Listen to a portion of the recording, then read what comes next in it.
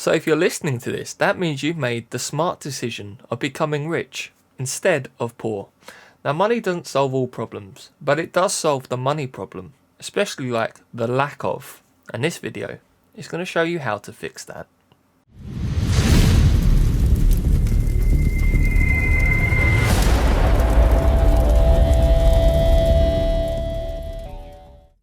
So here we are on Zombie Nation, and there are many ways to gain supreme affluence. Some ways are more fun than others, some are more time consuming, and with varying levels of risk.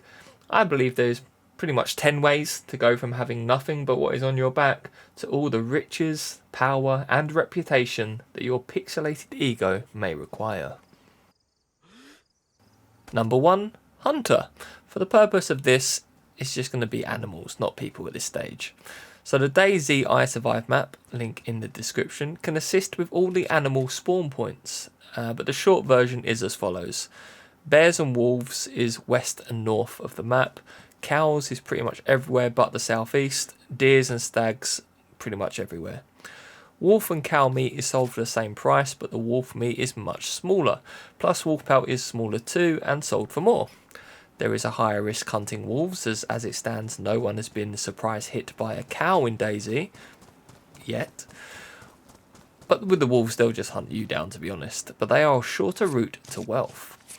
Bear meat and pelt is worth more, but with an obvious higher risk. You'll also find these cuddly critters at airdrops, but more on that later. Wolf and bear pelts can be turned into cows with a knife, which is worth more than the standard pelt, and especially the bear pelt, which is absolutely huge. So yeah, it's worth doing. Something silenced, like in this clip, is a good choice. Clean headshots are advised, as this means better condition of pelt and I believe more meat to sell. Body shots can ruin the pelt, which cannot be sold. Anything better than ruined pelts can be sold for full price. Fear not, if the meat from the hunts go rotten, they can still be sold at full price. Relatively low risk overall. Bandits could hear your shots, and if hunting wolves and bears, things can go south surprisingly fast. Stick to cows and you can probably do it not far from trader, so again, shorter trips to sell your produce. Number 2, unofficial trader. Quite simply, sell what other players need and negotiate the price. There isn't a day that goes by where someone isn't trying to buy nails, building tools, storage items, weed, cocaine seeds, rolling papers, mags, ammo, high tier guns, night vision and cars. You can sell at any of the safe zone traders where theft is against the rules, outside of these zones, and you are open to theft and ambush. If you're solo, probably best to stick to the safe zones, otherwise have a teammate or teammates close by. This is very low risk, especially if you're using the safe zone traders, and you can pretty much set your own price and negotiate from there, as you have something they want. Yo!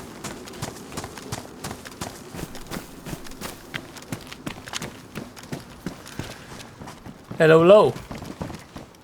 Hello. Hello. How we doing, how we doing? Pretty good, pretty good. Nice. Here for the nails, are you the guys? Yeah. Yes, we are. I'm Captain Sterling. My Ah, friend Alibaba. how you doing, gentlemen? Okay, it was 5 boxes, yeah? Sorry, dude, don't think I can hear you. Was it 5 boxes you're after? Yes. 5 boxes. Okay, so that's 750 hundreds. I'm gonna grab those. If you don't mind, grab the money. I will bring the nails. You know where I live, so you know where to find me.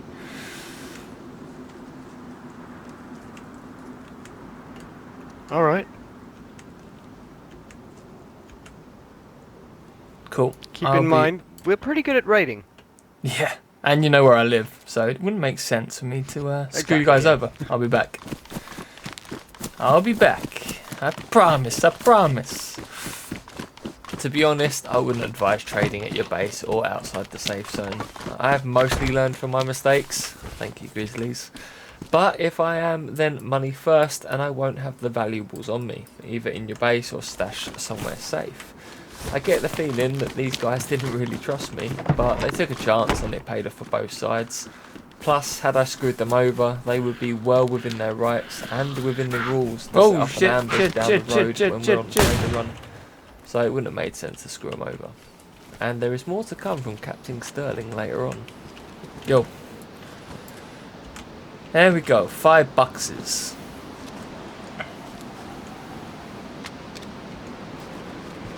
Thank you, mate.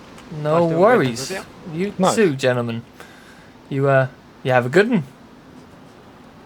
You too. If I You get too, some man. more, I'll keep you guys in mind. I Yeah, likes please do the let us way know. you do business. Excellent. Nice one, gentlemen. I'll catch you guys soon. Number 3, Gun Runner. This is pretty straightforward and what most people seem to do. Run into a melee zone, fill up on guns, and then sell them. Be selective on your choice of location, work out which militaries have which tier level. 1 run into Tizzy or Troitsko is probably better than 5 runs into Starry, Gorka, Cherno. Zeleno, VMC and Zdrobnoy are good too, but very open locations. Low tier guns will not get you much. Risking your life for some M4A1s when a hiking backpack gets you the same amount of a dead zombie in Goglovo, 500 metres above Kamyana Trader, doesn't make sense or worth the risk. Airdrops and heli crashes can also mean high tier guns. Risk level is higher given where you're going. You've got the option of selling to trader or players. Bag in hand is an option. Just because it's an option doesn't mean you should do it. Number 4, low risk, high value looting. So this is being very selective on what you're looking for. ZombieNation have their very own NBC clothing and it sells for a tidy price. Jackets and pants are very useful due to how many slots you get, but boots, gloves and the hood, while it can complete the look, and who doesn't love a matching look, it doesn't offer any more protection or advantage than a standard NBC or Squid Game pair of boots, for example. 3,500 rubles for each ZombieNation NBC item is good money and low risk. Hospitals, fire stations and nearby surrounding buildings for this loot. Number 5, ATM Robber. Grab yourself a crowbar and you can make as much as 60k for just 5 minutes work. Easy, right? That's why everyone's doing it. Just find an ATM like in this clip and follow the instructions to break the ATM. Risk level, through the roof. Maybe you're here because you got sick of being headshot at the world constantly. Well, now you're playing on your own full PvP server where everyone can see where you are, plus they've had 5 minutes to get into position to snipe you. Personally, every time I begun robbing the ATM, I am expecting a shot at any second of that 5 minutes. While I'm not a lawbreaker yet, I'm in the process of breaking the law. This is the same that applies if you're trying to rob somebody or gain entry into somebody else's base. Possession is 9/10 of the law in DayZ and you're in possession of some bad intentions. This makes you fair game, lawbreaker or not.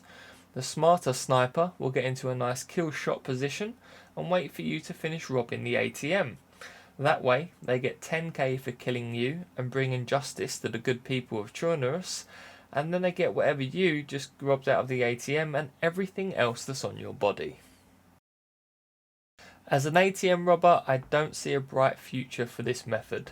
You've got to survive the 5 minutes of ATM robbing, then the server is informed you're a lawbreaker and tells everyone where you are and constantly tracks you. Then you have to stash your ill-gotten gains as now you're on the Churnerus Most Wanted list. And now the only way you can no longer be a lawbreaker is by justice being served by a player that is also not a lawbreaker. That's right, so if a lawbreaker kills another lawbreaker, it just sends you to the coast and you're still a lawbreaker. Only the righteous can collect this bounty, I'm afraid.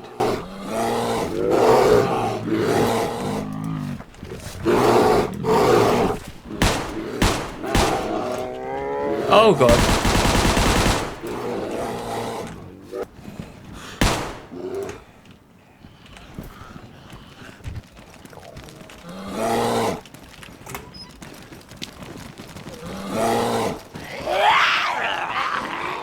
So maybe not a bright future, but is it fun? Yes, yes it is. It's a taste of Purge Day, where everyone can see where you are. You do need 30 people on the server for the ATM robbing to work, so keep that in mind. plenty of potential hunters on your tail.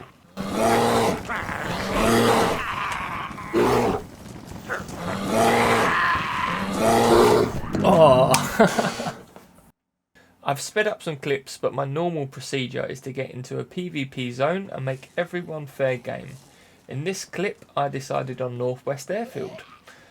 While there, I heard a heli crash and felt that sounds like a swell idea, as I don't have too much firepower on me, so naturally, of course, an airdrop shows up at my exact location. Being a lawbreaker really does hinder your every move.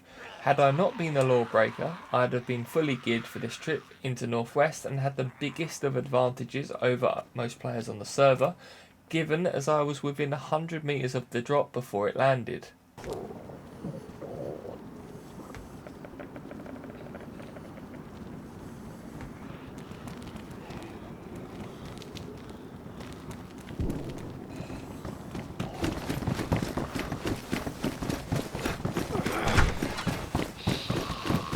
Now this could have been the ultimate protection with bears for bodyguards, but I didn't even have food with me, nor even a knife, and I really didn't have time on my side.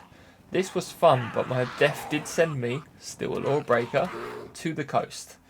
I'm going to cut much of this down, but long story short, I ended up with wound infection and was on the verge of death to become again a lawbreaker on the coast, until my captain put me out of my misery.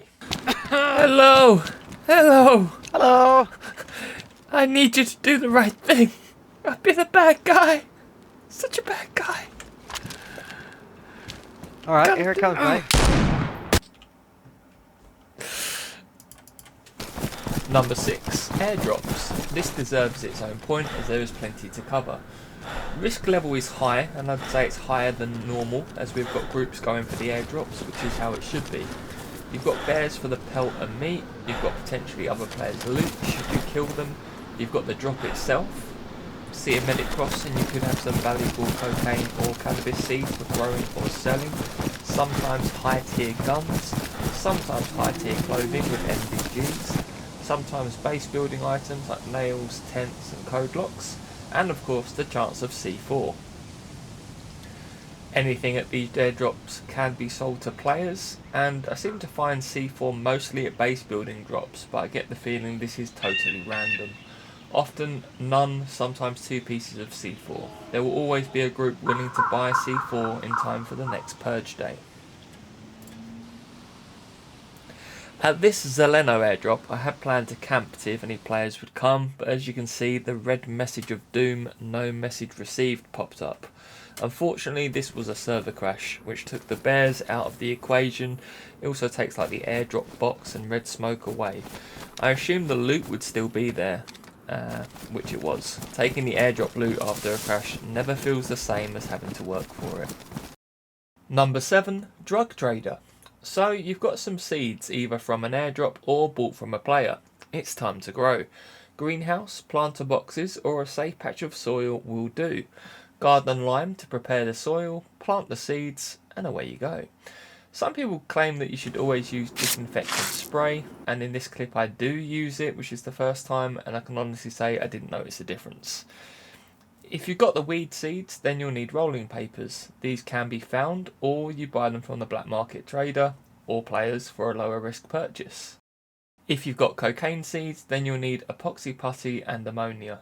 Both are lootable and buyable, although ammonia does seem extremely rare. I think I've only ever found 2 on this wipe. Combine and you've got yourself a drug empire. If you're buying some of the necessary parts for this from a player, you may want to bear in mind that they'll be expecting you to make a trip to the black market trader. What kind of person would sell the essentials for black market and then camp it? Yeah, it does happen. Risk is high. To sell, you're heading to black market, which means toxic zone, bears and wolves. And that's just an easy run. Then you've got the occasional campers, bumping into a rival drug gang at the wrong time. Then you've got to negotiate the black market trader itself, which could have traps. Maybe someone very cheekily has locked every door. Most claim to go to black market when the server is quieter. Personally, I think it's safer the more people are online, as players do seem to avoid it. Seeds for the last few wipes have been one use only, so time it right for when growing these. If you do this 10 or even 20 minutes before a restart, it will result in you losing your produce, so just after a restart is a good time to grow your contraband, as I think it took about 30 minutes. Of course, you do have the option of growing and then selling to players or another group. Obviously you will not get as much money for this as they are taking on the risk. Now you've got to go to the black market in DayZ to go and get your profit. While selling up here, now is a good time to buy some more rolling papers if it's the drug trade that takes your fancy. But you could also buy some night vision goggles. Seen players buy these for around 50k each to avoid DayZ and the black market. You also have the option of a vehicle lockpick that you can buy. They cost 350k each, so they are not cheap, but you could possibly be able to pick up a top of the range car at a fraction of the price. Number 8. Bandit. High risk as you're engaging players with the intent of separating them with their cherished loot, and they're unlikely to want to do that, not least without a fight. Maybe you've selected an ambush on a well-travelled route which goes through a red zone and noticed the same vehicle making the same journey on a regular basis. Maybe you've seen who has a valuable car, worked out where they live, and seen a pattern with airdrops. Some use their vehicles to kill the bears, some park up in cover. Depending on the situation and location, holding the players up, shooting in the red zone, or lockpick their car while they're doing an airdrop. You've got the options to do it. A lockpick can be bought for 350k and has a 50-50 chance of working, so choose the vehicle wisely. You can sell the car back to the group or purchase a car key from trader and allocate the key to your new ride. The vehicle lockpick means all previously assigned keys no longer work.